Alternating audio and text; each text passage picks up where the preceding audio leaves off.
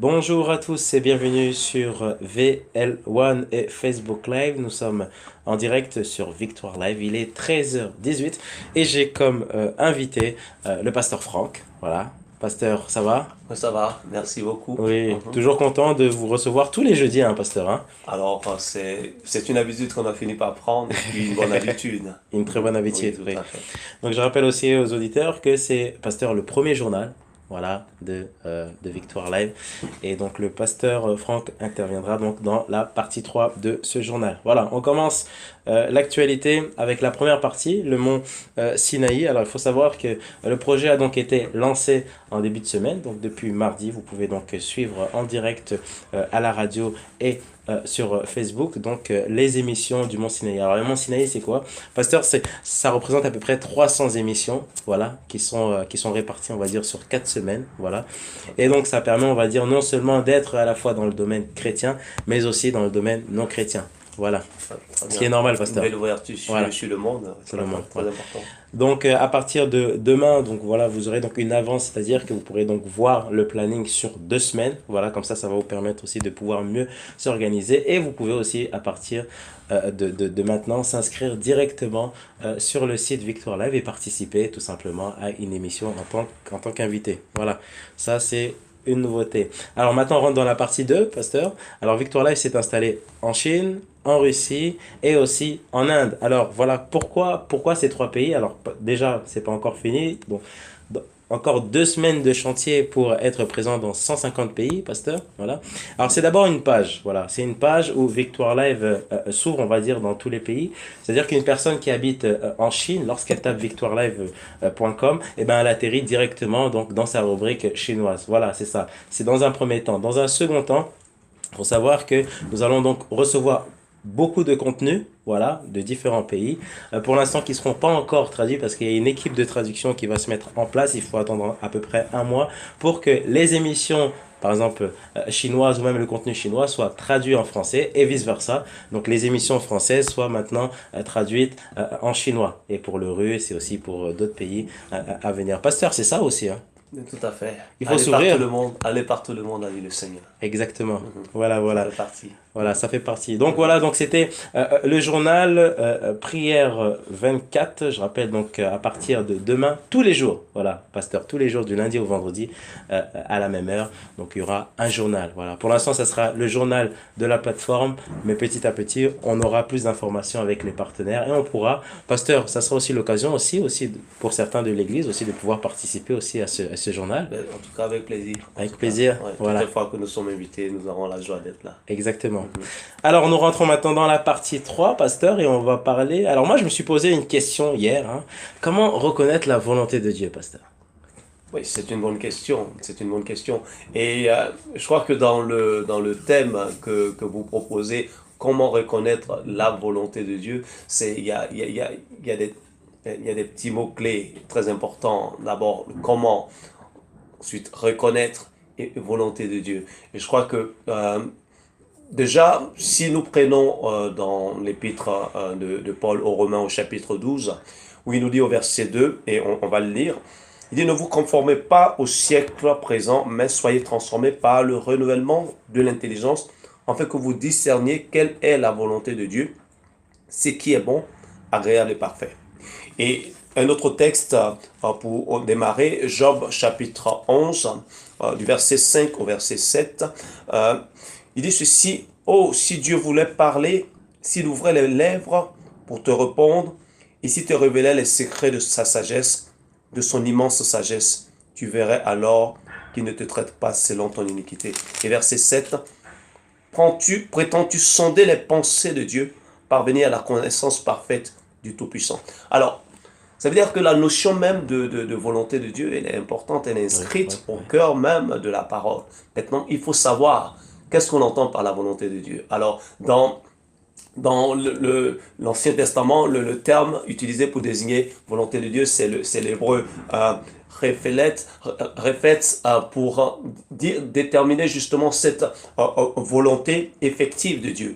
En fait, ici, le sens volonté a à voir avec pour mon bon plaisir. Donc c'est ce que nous retrouvons par exemple dans Ésaïe 44, verset 28. Et dans le Nouveau Testament, il y a deux termes utilisés pour dire volonté.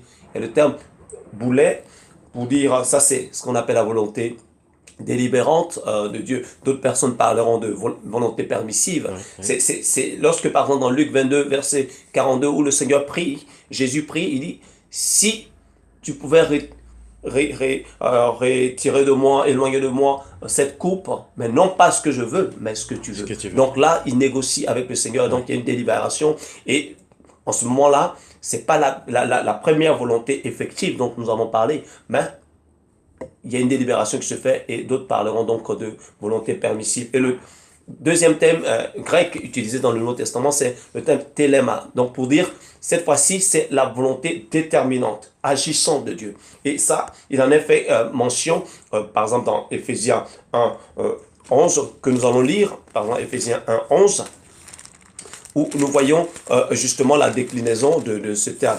Et ici, le terme téléma est couplé dans Éphésiens 1, 11 avec celui de boulet, où on peut comprendre que dans un premier temps, il s'agit, ici donc dans Éphésiens 1, 11, il dit, en lui, nous sommes aussi devenus héritiers ayant été prédestinés selon la résolution de celui qui opère toutes ces choses, d'après le conseil de sa volonté.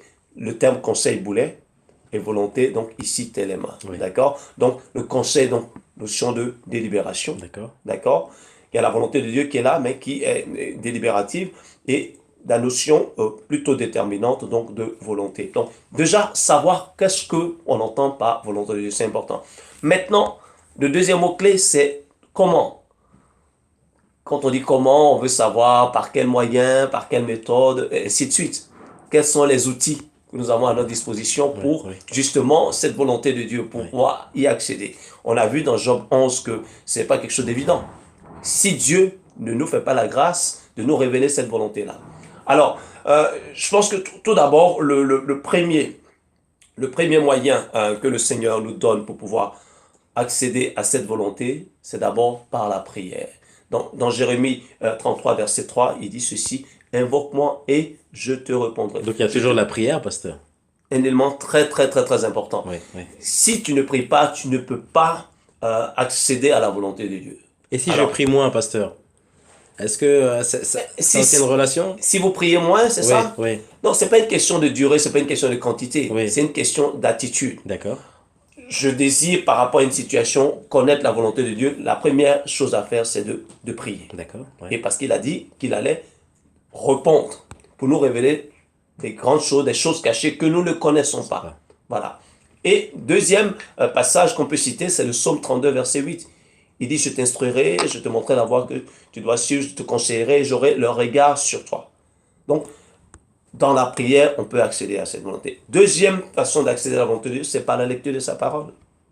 Je pense que c'est important. On ne peut pas lire l'horoscope le matin et puis s'attendre à recevoir la parole de Dieu. Non, à recevoir la volonté de Dieu, la direction de Dieu. Non, c'est dans sa parole. C'est ce qu'il est dit dans le psaume 119, verset 9, à partir du verset 9 à 10. Il dit, comment le jeune homme rendra-t-il plus son sentier?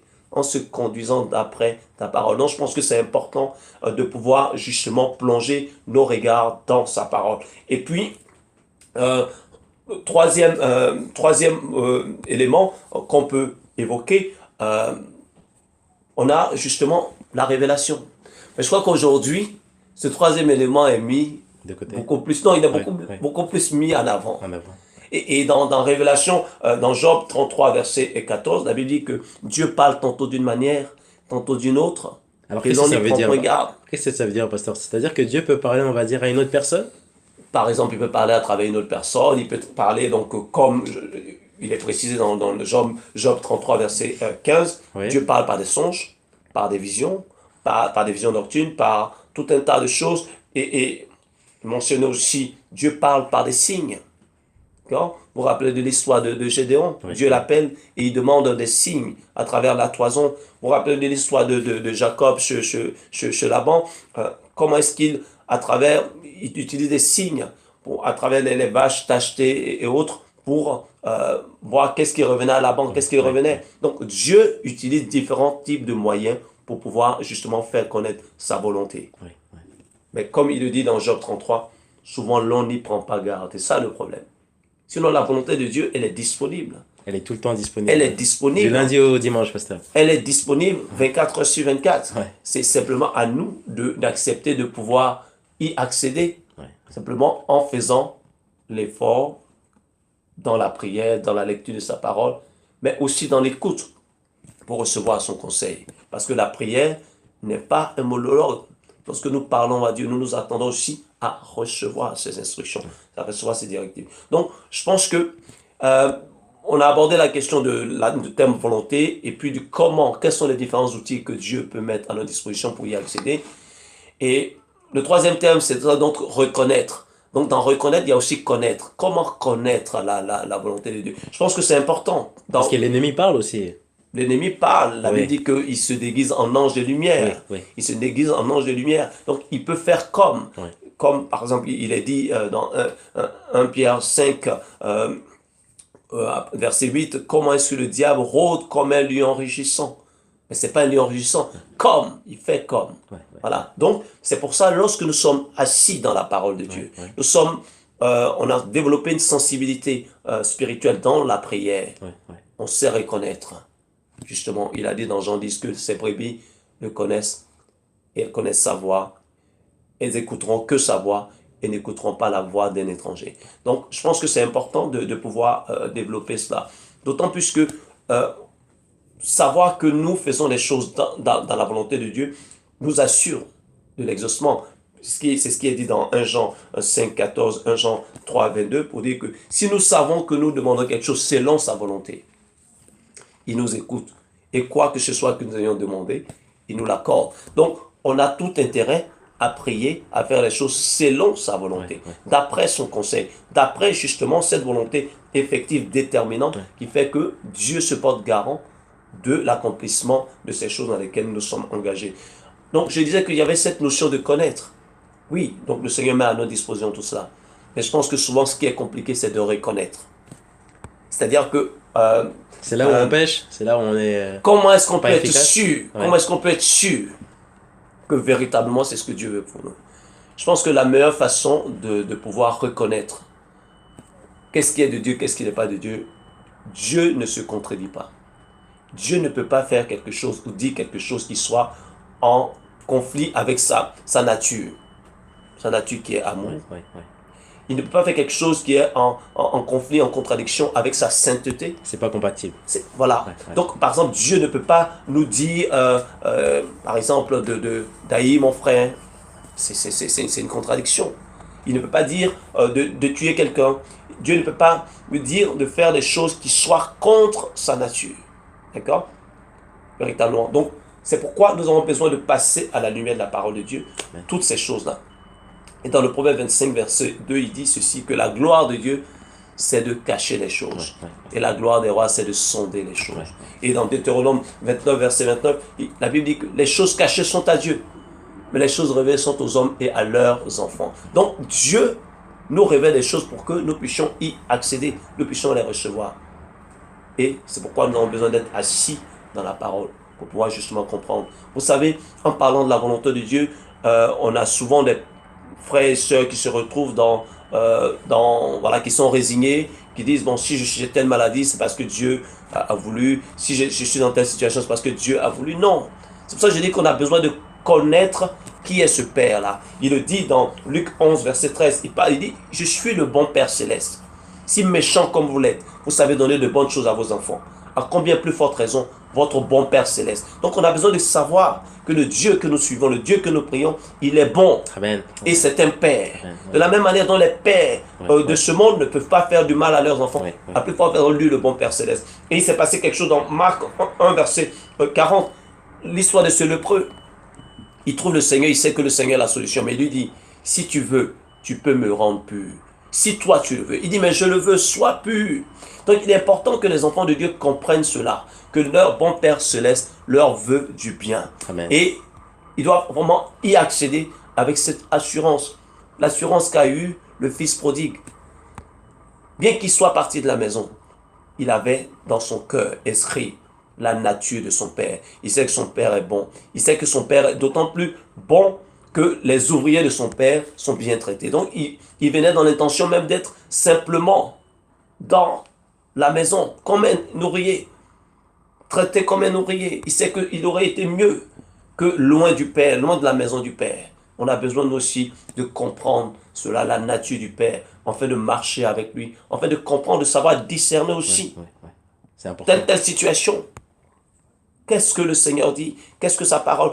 Dans la prière, ainsi de suite, Mais pour ne souvent, pas pasteur, être défaitiste. oui, mais souvent, pardon, pasteur, on cherche aussi la rapidité, c'est-à-dire que, est-ce que Dieu aussi prend aussi le temps aussi de répondre ou ça dépend, c'est ça? On attend une Dieu, réponse tout de suite, pasteur, mais on n'a pas encore la réponse. Est-ce que c'est notre faute ou la faute de Dieu?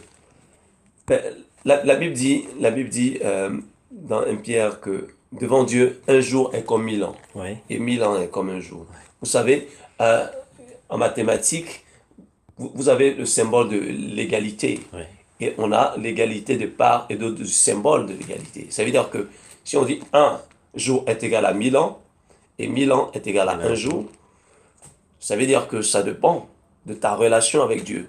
C'est-à-dire que le Seigneur dit à Moïse, fais sortir mon peuple pour qu'en 40 jours, il soit dans la terre promise. Mais il fait 40 ans. D'accord? 40 ans, c'est énorme, 40 ans. C'est énorme, Ouais, hein, ouais. d'accord? Pourquoi? Parce que, justement, les cœurs n'étaient pas préparés. Parce qu'il y avait la rébellion, parce qu'il y avait beaucoup de choses qui ont été comme un obstacle. Et ces 40 années ont permis de sortir une génération, notamment la génération Josué et Yahushua, du Dieu Sauveur, qui, pour conquérir cette terre promise dans une nouvelle dimension, dans une nouvelle mentalité, dans de Ouais. nouvelles dispositions. C'est-à-dire qu'il y avait tout un plan prévu par Dieu. Le projet de Dieu, il est là. Ouais, Et justement, on a parlé de la volonté effective, on a parlé de la volonté délibérative, la volonté déterminante, mais il y a aussi, dans 1 Thessaloniciens 4, verset 3, il est parlé, en utilisant le terme téléma aussi, de cette notion de volonté collaborative. C'est-à-dire que, par exemple, dans 1 Thessaloniciens 4, verset 3, il dit, ce que Dieu veut, c'est votre sanctification. c'est vôtre. Ouais, ouais, C'est curieux. ouais, C'est-à-dire la volonté de Dieu dépend de votre sanctification. ouais, ouais. Dieu veut la sanctification, mais il veut la vôtre. Donc, c'est-à-dire que c'est vous qui allez prendre la décision de vous sanctifier, de vous mettre à part. Et pour entrer dans ce qu'il a prévu, si on cherche des détours, on ne fait que se rallonger les choses. Et ça entraîne la souffrance. C'est pas la faute de Dieu. Par la faute de Dieu. Mhm. Est-ce que, pasteur, l'ennemi aussi donc en profite pour tout simplement pour qu'on perde du temps? Ouais, pour lui, euh, est-ce qu'il met des outils en place pour que cette relation qu'on a avec Dieu, au final, on commence à douter? Ça, c'est la première question, pasteur. Et la deuxième question, c'est, bon, je n'ai pas encore la réponse, voilà. J'ai posé une question à Dieu, voilà, je n'ai pas encore la réponse. Par contre, un jour, il y a une personne qui est venue me voir en me disant, Dieu m'a dit ça. Alors, est-ce que je peux croire à cette personne? Euh, C'est-à-dire, là, on a parlé, on a dit que Dieu pouvait utiliser toutes sortes de moyens pour pouvoir se révéler. On n'a pas mentionné la parole prophétique. Dans Amos 3, verset 7, il est dit que Dieu ne fait jamais rien sans avoir averti ses serviteurs, les Oui, prophètes. oui. Oui, il y a cette dimension qui est importante. Peut-être qu'aujourd'hui, on lui donne beaucoup trop d'importance que le reste. Mais Dieu utilise tous les moyens. Dieu utilise tous les moyens. Il ne, c'est pas parce que vous n'avez pas reçu une réponse que Dieu ne parle pas ou que Dieu ne se révèle pas ou que la personne qui serait venue vous dire que Dieu m'a dit qu'elle serait dans le faux. Non. Peut-être que vous pensez que vous n'avez pas reçu la réponse, mais Dieu peut-être a déjà donné la réponse, mais c'est peut-être pas celle-là que vous attendez. Maintenant, la question est de savoir, est-ce que je cherche à faire la volonté de Dieu ou alors je cherche à me servir de Dieu Parce que pour c'est deux choses différentes, là. accomplir moi-même Oui, ma oui. propre volonté. C'est pourquoi le passage de Romains 12, il est capital. Et là, on avait lu le verset 2 là tout à l'heure. Mais on peut refaire la lecture en partant du verset 2 jusqu'au verset 1 et on va voir que ça va jeter un éclairage particulier sur la notion. Il dit, ne vous conformez pas au siècle présent, mais soyez transformés par le renouvellement de l'intelligence, afin que vous discerniez quelle est la volonté de Dieu, ce qui est bon, agréable et parfait. Je vous exhorte donc, verset 1, frères, par les compassions de Dieu, à offrir vos corps comme un sacrifice vivant, saint, agréable à Dieu, ce qui sera de votre part un culte raisonnable. Donc, la façon de pouvoir vivre la volonté de Dieu, bonne et agréable, parfaite, c'est d'abord de faire l'offrande de notre vie. L'offrande de notre vie, c'est ce que le Seigneur a fait dans Luc 22, verset 42 pour dire, non pas ce que je veux, mais ce que tu veux. Ouais, ouais. Alors, pasteur, il y a déjà une question qui vient d'arriver donc d'une auditrice qui disait comme quoi euh, souvent je ne comprends pas ce que Dieu veut dans ma vie, mais Dieu me fait passer par des épreuves mais difficiles, alors que Dieu aurait pu tout simplement me faire passer par des choses faciles, non? Qu'est-ce que vous en pensez, pasteur? Alors, ça, c'est aussi un moyen par lequel Dieu parle. La souffrance est aussi un moyen par lequel Dieu parle. Parce que souvent, quand on est dans l'opulence, on est dans simplement un temps de vache grasse, on n'est pas très attentif. Vous vous rappelez, Pharaon, lorsque tout allait bien, il ne prenait pas au sérieux les demandes de Moïse, mais lorsque il a commencé à avoir les plaies, il a commencé à prêter attention, même si son cœur était endurci. D'accord? Donc, c'est un exemple pour dire que Dieu utilise aussi la souffrance pour nous amener à la réflexion. Dans l'Ecclésiaste, il est dit, au jour du bonheur, réjouis-toi, mais au jour du malheur, réfléchis. D'accord? Donc, dans ces moments-là, on est beaucoup plus disposé, on est beaucoup plus à l'écoute. Vous savez, quand vous allez visiter des personnes dans un deuil, les personnes tout de suite ont envie de prier. Parce que la question de la mort, ça nous échappe véritablement. Et quand on dit on va prier, on dit d'accord, on va s'en remettre à celui qui est au-dessus de tout. Et donc, dans ces moments de souffrance, sont aussi des moments d'enseignement. De tout, c'est de savoir bien passer ces moments. C'est pas le moment d'être dans la révolte, c'est pas le moment de poser des mauvaises questions pour dire pourquoi Dieu m'a abandonné. Non, c'est simplement le moment de se rapprocher plus vers le Seigneur pour dire, Seigneur, comme Job, donne-moi de tenir, quelles que soient les situations, pour ne pas te renier. Parce que si je te renie, ben je suis séparé de toi pour toujours. Je vais mourir et véritablement être dans la grande séparation, dans cette seconde mort, comme l'indique l'apôtre Jean dans l'Apocalypse. Mais si je tiens, que tu viens me retrouver dans ce moment, je sais que je partirai avec toi dans la gloire. Pasteur, alors vous êtes pasteur de quelle église pour ceux qui ne vous connaissent pas? Alors, nous sommes à la Maison de Vie et de Guérison. Oui, Donc, c'est une assemblée qui nous sommes établis à Fontenay-aux-Roses, où nous menons un certain nombre d'actions dans la ville et au niveau même international aussi, à travers différents champs missionnaires. Et nous sommes impliqués aussi dans les visites dans les prisons. Et nous avons à cœur aussi de développer des actions dans les hôpitaux, tout cela. d'accord. Parce que nous avons cette conviction que l'Église, Oui, oui. c'est vraiment au quotidien et dans la ville, c'est le sel qui sort de la salière pour justement donner toute sa saveur. D'accord. Alors je vois que vous êtes pas venu seul, pasteur. Vous êtes accompagné d'un roll-up hein, qui décrit voilà, Voilà, tout ce que tout à vous fait, faites. Voilà. l'ensemble des actions, effectivement, de la Maison de Vie et des Guérisons. Tout à fait. D'accord. Alors est-ce que vous avez un site internet où on peut vous joindre ou un Facebook? Alors, vous pouvez désormais nous suivre sur Facebook, La Maison de Vie et de Guérison. Donc, je suis tous les différents réseaux sociaux, Twitter notamment. Et aussi, nous avons un site internet, la maison de vie et de guérison.com. Voilà, où vous pouvez tout nous suivre, notre actualité, les différents événements sur lesquels nous travaillons, les différents projets Oui, aussi oui, qui oui. sont en cours. Oui. D'accord. Alors pasteur, il nous reste quelques minutes avant de clôturer pardon, cette émission. Est-ce que vous avez un message à apporter à toutes les personnes qui vous écoutent? Alors, rappelez tout simplement que elle est importante, déterminante, la volonté de Dieu. C'est comme un enfant qui veut entreprendre quelque chose. Il sait qu'il peut avoir l'approbation des parents si ce qu'il fait est dans la droite ligne de ce que les parents lui ont inculqué. Oui, oui. Comme il peut ne pas avoir cette approbation si effectivement il s'en détourne, si il se retrouve dans des situations compromettantes. Oui, oui. La même chose. Nous avons besoin de demeurer dans la volonté de Dieu, dans le plan de Dieu, pour avoir sa paix, pour demeurer dans sa grâce. Le psaume 91 dit, celui qui demeure sous l'abri du Très-Haut repose à l'ombre du Tout-Puissant. Et on sait toutes les bénédictions qui en découlent. Donc nous avons tout intérêt à demeurer dans la volonté de Dieu, dans le plan de Dieu, dans la stratégie de Dieu, dans le désir de Dieu. Parce que la Bible dit, fais du Seigneur tes délices et il te donnera ce que ton cœur désire. Si nous faisons du Seigneur nos délices, nous cultivons sa volonté, ce que nous désirons, qui est conforme à sa volonté, comme le dit donc 1 Jean 5 et 14, nous avons aussi cette certitude qui va nous l'accorder. Ouais.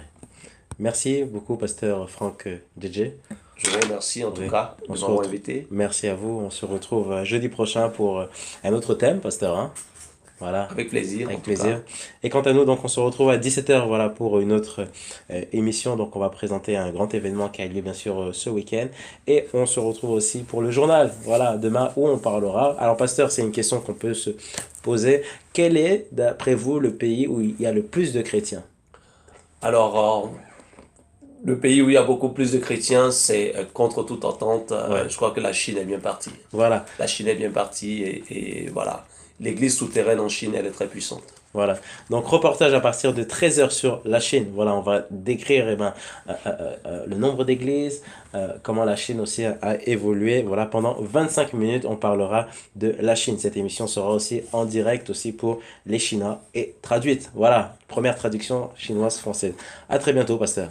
À très bientôt, merci en tout cas. Et puis, j'en profite, soutenez l'équipe Victoire Live. Vraiment, c'est une équipe dynamique, jeune, qui fait un bon travail et qui a besoin d'être soutenue.